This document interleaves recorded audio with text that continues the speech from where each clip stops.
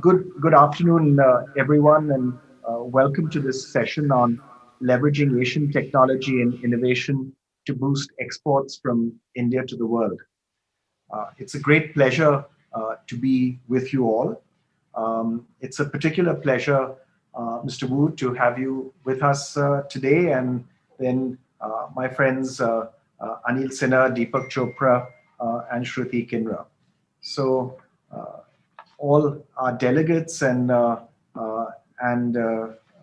ladies and gentlemen, um, we meet as we have become used over these last months uh, in a completely virtual way. And we meet at truly unprecedented times. We meet at unprecedented times where we've seen uh, we've seen a severe health crisis affect pretty well every country in the world. Governments, as you know, have responded through lockdowns of various severity, uh, which has affected the economy very severely. So we meet at a time of unprecedented economic crisis, and where even countries in Asia that have effectively controlled the spread of the epidemic have seen their economies severely hit as a result of reduction in trade and reduction in movement of people. And we meet also in the backdrop of change in the wider strategic landscape with challenges to US leadership that we were used to, also becoming a part of the world in which we operate. Against that backdrop of these really unprecedented changes on the health side, on the economic side, and on the strategic side, we have many opportunities to turn some of these challenges into something that takes us all forward. When we talk about technology, one of the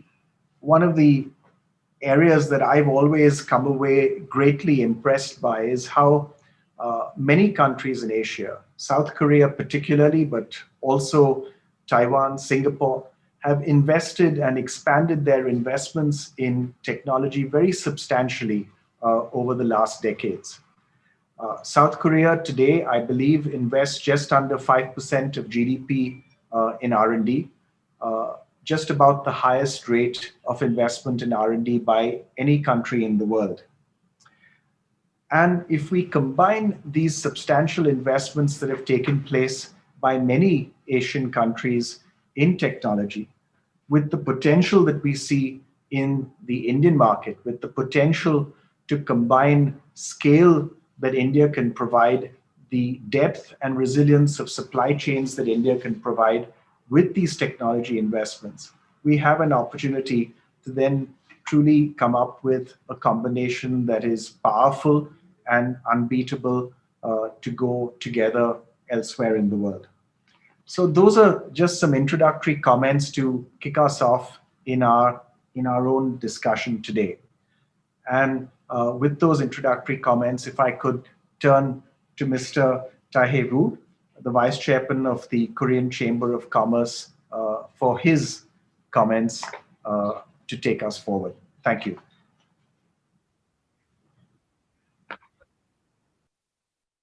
Not to be part of Asian Leadership Conference. Let me give you from the Korean company's perspective on how to leverage Asian technology and innovation to boost exports in India. Korean firms love India because of three reasons. First, excellent human resources in India. Second, big market with population of 1.3 billion. And third, government's strong support. I'd like to really congratulate Prime Minister Modi with his Make in India policy, because it's finally making great results, providing corporate tax cuts to 15% and so many incentives that many reshoring companies are coming to India. I'm still receiving emails from Prime Minister's office weekly. It's a news from the week. So I see Prime Minister Modi each week, and he has so many pictures. But anyway, it gives me a feeling that I'm very near to India. So I think his PR team are doing a heck of a job. So I like to congratulate him again. And due to protectionism and global conflict between US and Korea, I think India has a very good opportunity to pull global firms exodusing from China. We have a new administration in Washington, D.C. We will have a new administration in Washington, D.C. But I think bashing China will sometime continue. So I think it gives another new chance for India to be a new global value chain hub for companies restructuring Chinese investment. Of course, COVID-19 has struck a lot to Indian economy because the second quarter minus 23.9%, third quarter minus 9.5% economic growth compared with previous year. But we are hoping that the fourth quarter will show a strong rebound. So I think all along, Prime Minister Modi is doing a good job, and I think India has a good chance for global production base as an alternative China. Let me briefly explain about current situation, investment in India for Korean companies. Our annual direct investment to India has surpassed $1 billion 2018, and I think it's growing, and more Korean companies will come. It's a great news. One fact I like to say is that it's heavily concentrated in the manufacturing sector. 83.5% of Korea's investment to India is all manufacturing. Among them, 28% is auto, 8.8% is electronics and home appliances. And mobile phone, I must talk about mobile phone because Samsung has the biggest mobile phone factory in the world, in the Noida plant, which is producing 100 million units. Samsung's global production is 320 million units. So Samsung is India provides about 1/3 of total production. So this is a really great part. And India is number 2 producer of smartphone worldwide. I'm sure that Samsung is examining another opportunity to invest more. I just heard that last month, POSCO, Korea's number 1 steel company, has agreed with RINL to form a joint working group to have a new steel plant in Visakhapatnam, eastern part of India. This is another good news because, 10 years ago, POSCO tried to build a factory in Odisha state, but because of environmental concerns, they didn't go. That project couldn't go through. But I hope that this time they succeed. So my suggestion is that manufacturing has to be converted to non-manufacturing so that we can make more investment to India. And one of the good news is that CJ Logistics, which is a big company in Korea, acquired Docker, India's largest logistics player, about 3 years ago, and is making a turning point. And many construction companies, many infrastructure companies, e-commerce companies are making plans to invest more in India. So, Section 2's main theme is what should be done to leverage technology and investment to boost export in India. I like to make 3 more suggestions, because most of the Korean companies' investment to India is big companies, and we have to change this to small and medium companies, because big companies invest more. Many of the investment is usually hardware investment.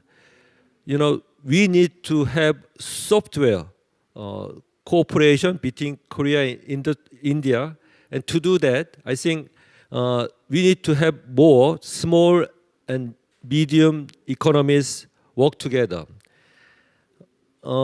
Many countries worldwide are attempting to revitalize the economy by injecting public money to SOC or constructions and digital infrastructure. As for Korea, we have programs like Korean New Deal policy. India, besides Make in India, you have programs like Self-Reliant India, which can provide a lot of public funds for small and medium companies. I hope this is a very good opportunity for bilateral cooperation to link those economy stimulus programs together to make an opportunity for our small, medium companies and our startups, venture companies to work together. We should support innovative small, medium economies with high potentials. And I know that excellent human resources in India working for the softwares. So I like to suggest joint research on AI and big data with Indian companies and Korean companies together. In 2015, when Prime Minister Modi visited Korea, we had a bilateral agreement to have a finance package of $1 billion US dollars and also export credit of $9 billion to make from the EDCF, Economic Development Cooperation Fund. This kind of funds can give a good opportunity to our startups and to our SME companies. Of course, there is some more action to realize these kind of funds, but I hope that it can be a good start. Thank you for your attention. Thank you very much, Mr. Wu, for those comments and for pointing us in the right direction for areas of collaboration and work. Could I now request Shruti Kinra, who's partner with Shardul Ramachan Mangaldas, to give us a sense of the investment and collaboration opportunities for Asian companies in India. Over to you, Shruti. Thank you. Good afternoon, annyeonghaseyo, and wishing everyone a very happy and safe Diwali. In the next 10 minutes, I would like to share my views on what makes India a manufacturing destination for export purposes from a legal perspective. So at first, let's see how India is positioned globally in terms of ease of doing business.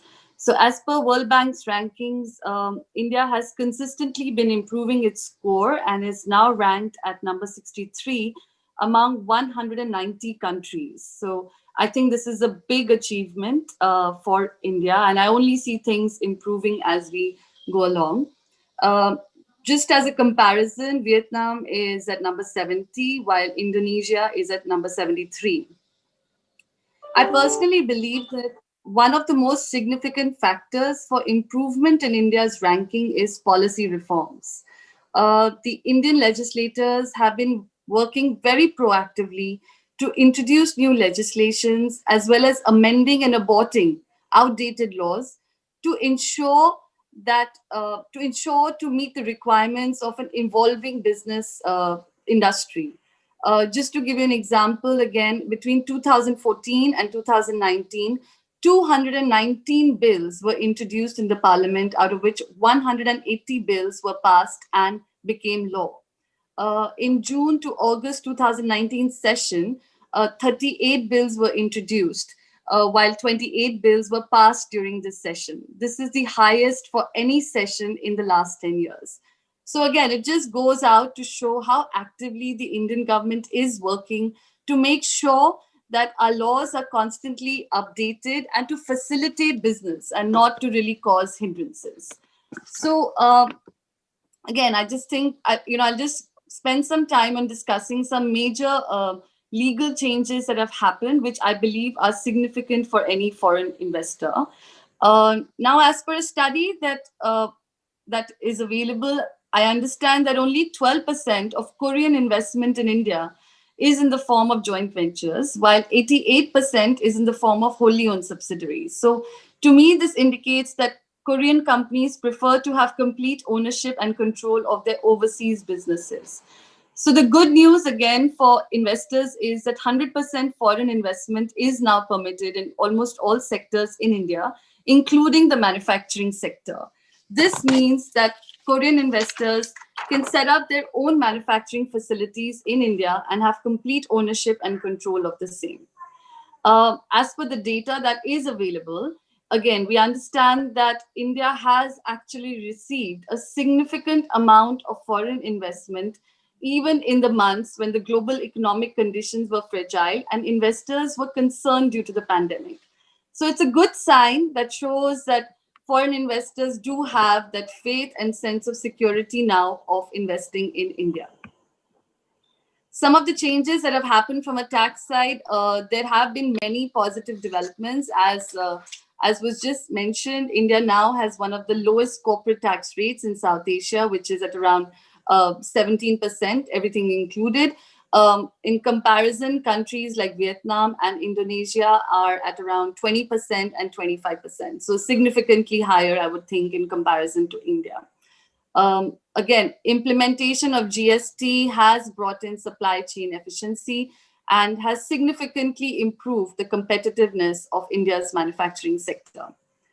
On the digital side, again, the government has been very proactive. They have taken many positive steps to ensure digitalization of regulatory processes, which creates not only transparency, but also, again, helps in making doing business in India easier. Most states in India now have, in fact, a single window clearance system for regulatory approvals, which has been very well received by foreign investors. I can speak from a personal example. We have helped Kia Motors with their setup in India, and from the beginning to the stage that they are now, and things have moved very smoothly for them. Even in the smallest of things, for example, setting up of a company, all processes are digitalized, which has significantly reduced the time taken for incorporation. Another aspect, probably very significant from a manufacturing perspective, employment.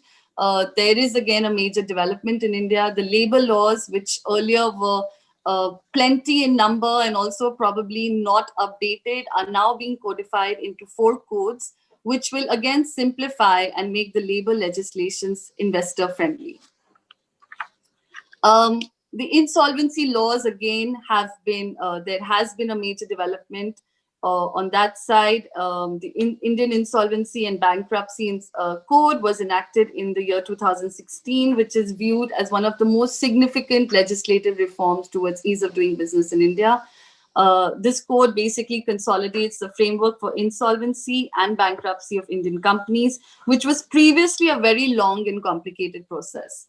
An important aspect of this code is that it prescribes an overall time limit for completion of insolvency process. So, someone is going in for that, at least they know there's a time-bound process.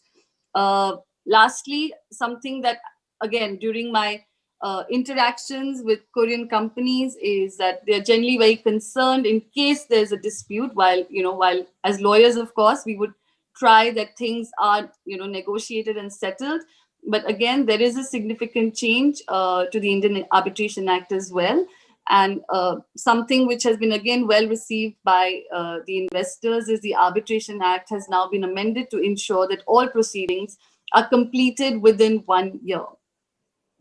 So just to conclude from my side, I think we believe that India is moving in the right direction, at least from a legal perspective. I can say that to ensure that foreign investors are given simplification, transparency, fast resolutions, and accountability. Thank you.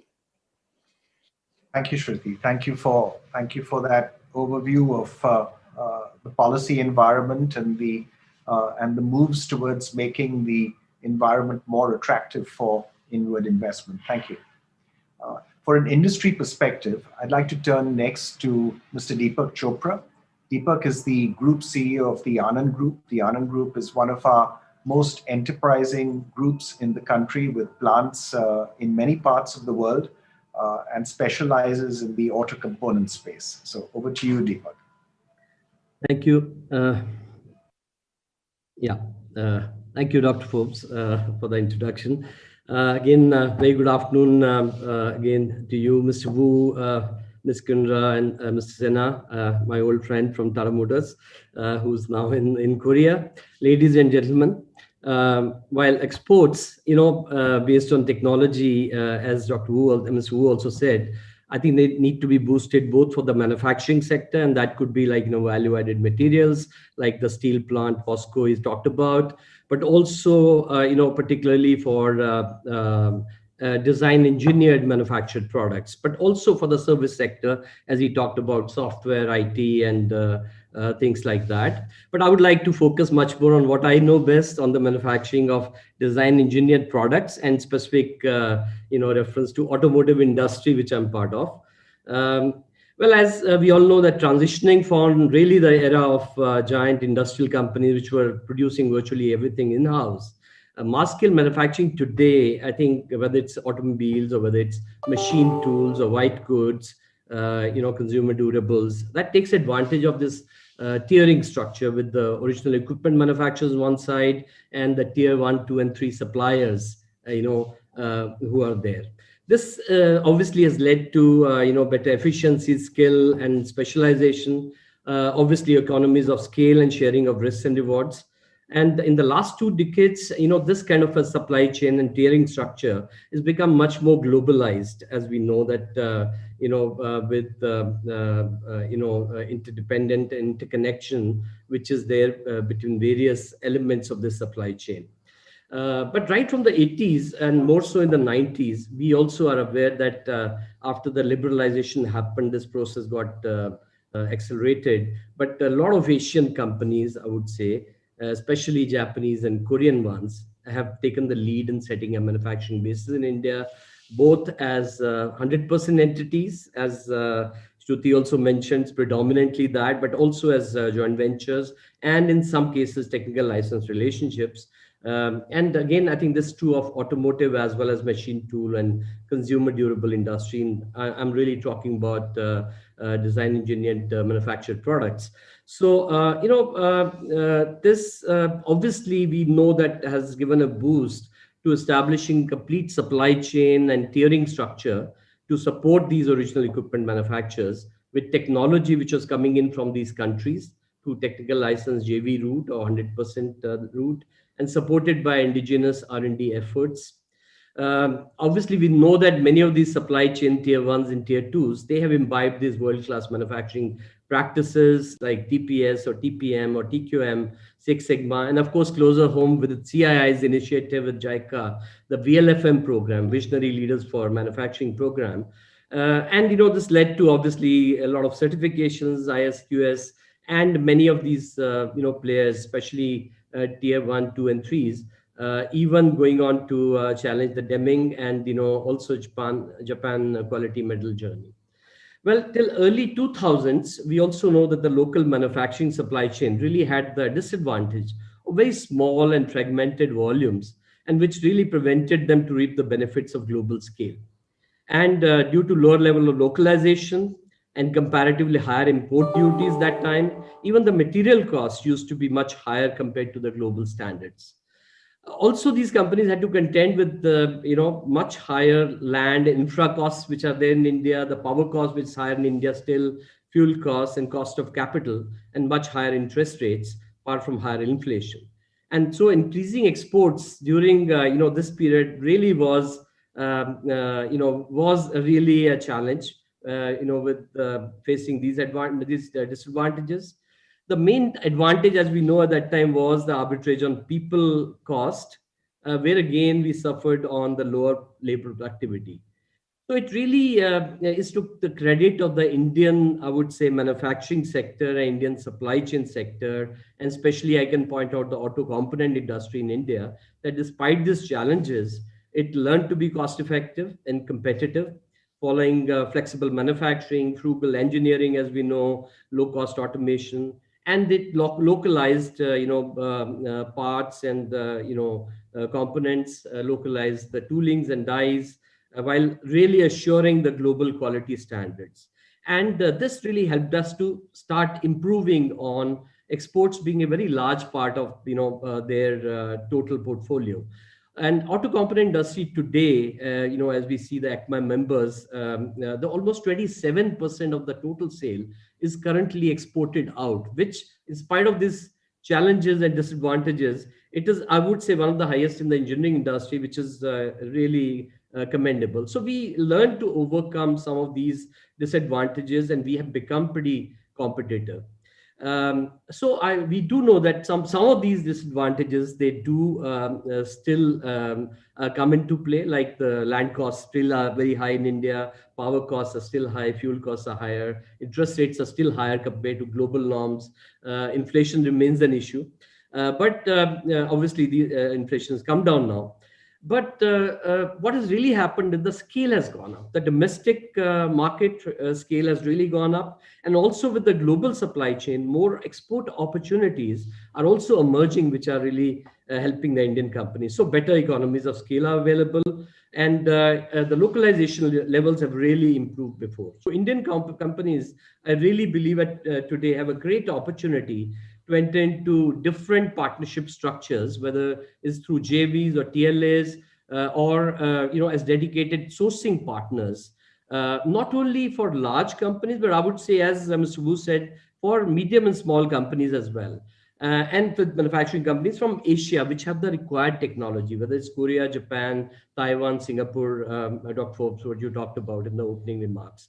So I think, this is something which we see now happening much more. We already know that, okay, in case of particularly in the automotive industry on the OEM side, in any case, the Indian OEMs, which came from Asia, like Suzuki and Hyundai and Nissan and others, they have been they've been able to export to a very large extent. Also on three-wheeler, two-wheeler side, tractor side, we've been able to export quite a bit. And many tier 1 and tier 2 auto suppliers also have seen the export volumes grow substantially recent years. Closer home, just want to give an example of Anand's largest company, which is Mando Automotive, which is a JV with a Korean company, Mando, which is one of the largest automotive groups in Korea. So it's a substantial direct exporter now, our joint venture in India, of complete brakes, complete suspension and steering products and components to, not only to, nearby countries, but also to USA, Brazil, Mexico, Russia, Turkey, Indonesia. In fact, I think, it'll be interesting for you to note that our Indian JV is now considered the most competitive amongst all locations of Mando globally.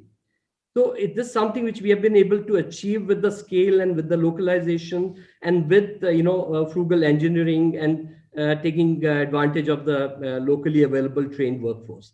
So our JV will now be also a base for export of substantial volume machine castings to Korea, USA, and Poland. I know there are many such similar success stories with other auto component manufacturing business houses, but it's also, I personally believe, is going to be all the more relevant for even emerging technology in automotive areas like electric or connected or autonomous mobility, where India has the advantage with large population of trained engineering and design personnel with IT, electronics, and mechatronics background. Mr. Wu talked about also that, is a big plus what we have. And with the global volumes, what we have, like for instance, in case of 2-3 wheelers, I personally do believe that India can be a big exporter of electric 2 and 3 wheelers and parts in the years to come. So to conclude, my view therefore is that the key to ensuring really the long-term success in making India as a significant export base for design engineering, engineered manufactured products really is access to, of course, contemporary state-of-the-art technology through partnerships and alliances with global companies, but companies which understand the ethos of Asia and India, companies from countries like Korea, Japan, Taiwan.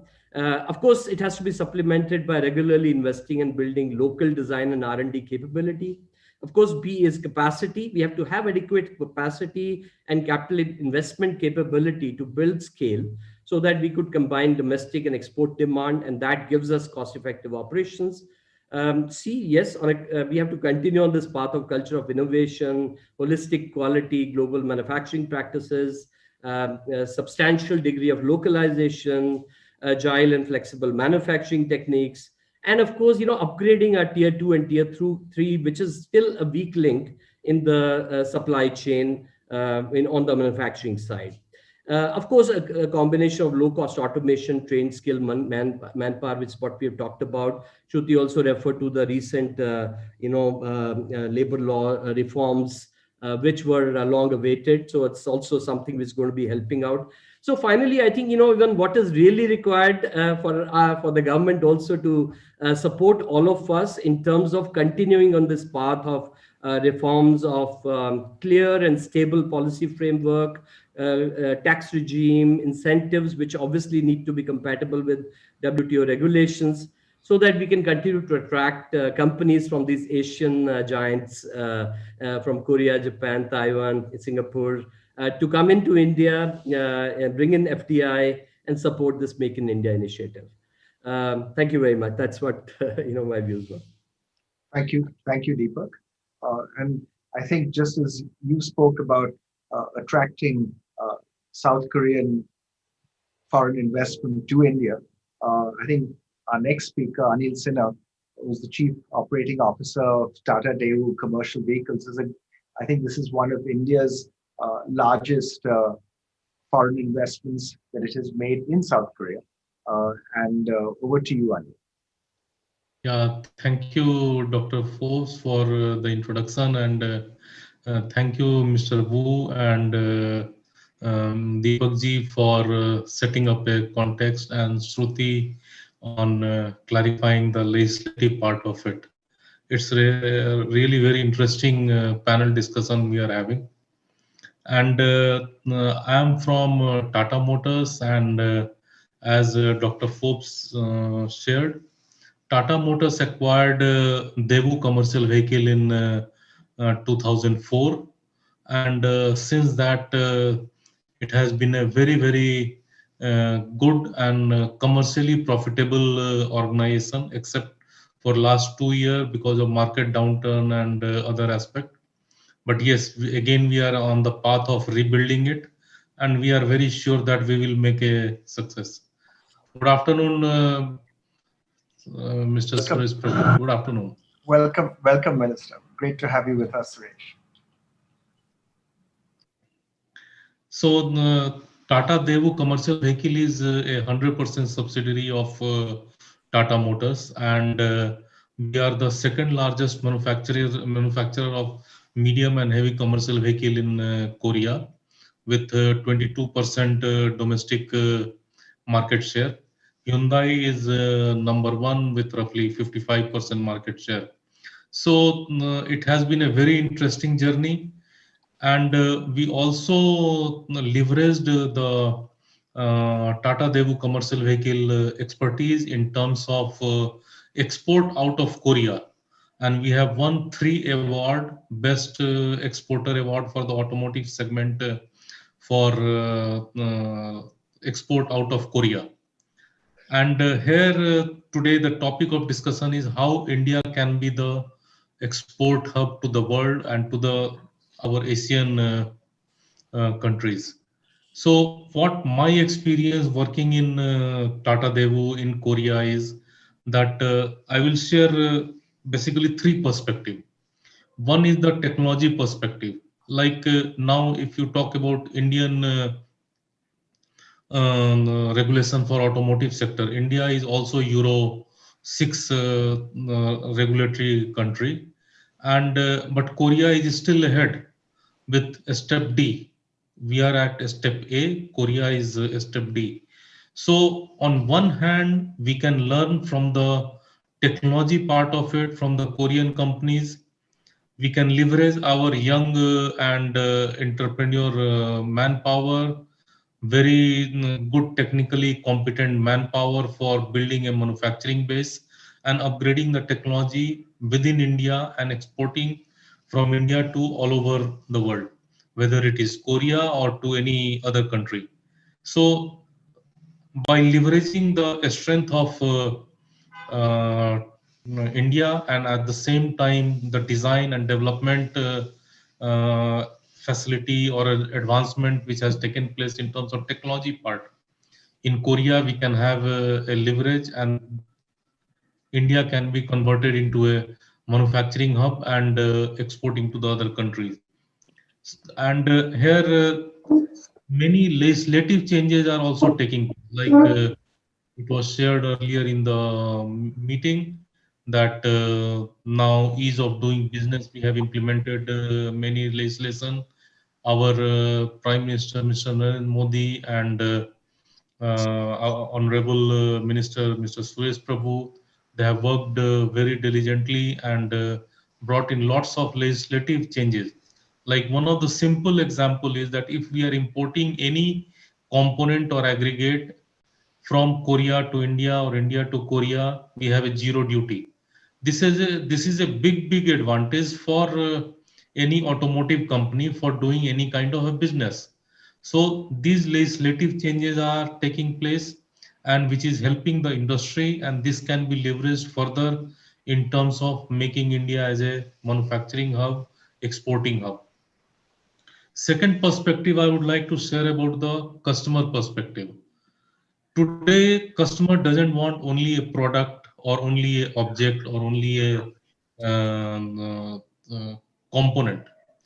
Today's customer, whether he is an individual customer or a big customer, he wants peace of mind. As our chairman Mr. Chandra says, customer is interested in peace of mind. Like for a truck, it is not a only a product for transportation of goods, but it is an enabler for his business. Suppose if we talk about the mobile phone is not a instrument for making and receiving calls. Mobile phone has become a companion because all the mobile phone manufacturers have added so many features like regulating the health, regulating your calendar. So these are the product and services which has been added to a product to make it a complete package. So India has a great strength in terms of developing software. India is progressing very rapidly in terms of artificial intelligence. There are many companies in India who are working on this. So how we can leverage the product and combine with a services part of it so that we are able to give a complete package to the customer, and that will help us to export more and more product out of India and giving India a brand name or giving made in India a brand name which will become an aspirational brand or aspirational product for the customer across the world. So on one hand, we have a strength on software development. Service industry in India is progressing very well. There are many good companies in India who are providing this kind of a back-end service to the customer across world. So the product part of it, technology part of it, if we are able to assimilate with the services part of it and give a complete package to the customer, this can be a turning point for the Indian product uh, uh, export to all across the world, whether it is Europe or Asian, South Asian countries or North America or any other place. So this is what we need to look into. One of the and third aspect I would like to talk about the governance part. Like Shruti also mentioned that if we talk about Korean companies or the many of the Japanese companies, the more emphasis is on the fully owned subsidiary rather than a joint venture. But what we have found in context to India, that if the fully owned subsidiary is there, the transfer of technology doesn't take place in a very seamless manner. So, what changes we need to bring in terms of legislative changes? Like it can be purely related to the protecting the patent of the parent company or protecting the technology of the patent company. So, what regulatory changes we need to bring in India so that Korea or Japanese or the other companies from these countries are able to set up a joint venture which will give a seamless transfer of technology to the Indian companies, and then the Indian companies can be sustainable in the long term rather than only being a 100% subsidiary where very compact or one kind of a product is being made, and you are not able to do much more innovation in the product and services for these companies. So the way our government, our prime minister and our industry minister and finance minister, the government is playing their role in ease of doing business, bringing labor reforms. So we need to have some kind of a ease of doing business where we give the confidence to the companies from the different countries that it is better to have a joint venture, it is better to have a seamless transfer of technology so that you can have wide variety of product, you can have wide range of product being produced in India, which can be further exported from India to across the world. So these were the 3 points I wanted to share, and some of the thing like which is the challenges which are there in terms of technology or the regulations which are being brought in automotive sector, like hydrogen fuel cell. So on one hand, India is making lots of progress on the electric vehicle We need to, Anil, we need to move on, please. Thank you. Yeah. yeah. So on one hand, for the electric vehicle in automotive sector, India is making lots of rapid strides in terms of putting plants for battery manufacturing and other thing. Now the new technological change which is coming in is the hydrogen fuel cell. So how we can have the technology transfer coming into the Indian market, and from here the product and services are being transferred or being exported to all the other companies as well as the countries. So on one hand, India has to establish itself as the best in class technology manufacturer, best in class in terms of ease of doing business, protecting the patent and from the governance point of view. And the other hand, the strength like very knowledgeable workforce, good human resource, very good in terms of service setup, providing services across world, whether it is financial services or any kind of services. So these strength we can assimilate and then make India a great hub for export across the world. So these were some of the thoughts I thought that I would share and get more to know from all the other participants. Thank you. Thank you, Anil. It's a pleasure next to go to Mr. Suresh Prabhu. Suresh is an old friend, uh, as he's an old friend for many parts of the world. He's an old friend for us at CI, of course, but he's an old friend of South Korea's, an old friend of many of the leading countries around Asia and other parts of the world. And of course, he represents India as our Sherpa at both the G7 and the G20 at present. Over to you, Suresh. Look forward to hearing. So thank you very much, Naushad, for chairing a very important session of this very important event that is happening, like many others, virtually because of these reasons. But I must firstly congratulate Mr. Bang, who is the chairman of the chosen group, who has been doing a phenomenal work in organizing these events, normally in physical form, in which large number of world leaders participate.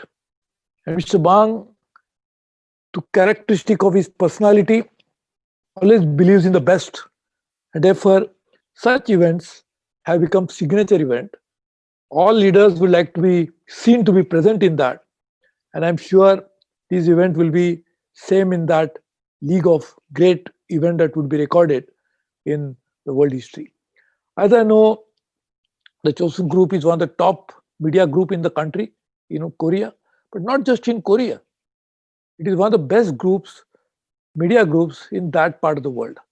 I remember when I was a commerce industry minister, I had invited more than 100 Korean owner CEOs to come to India and participate in a very important event, only one of its kind.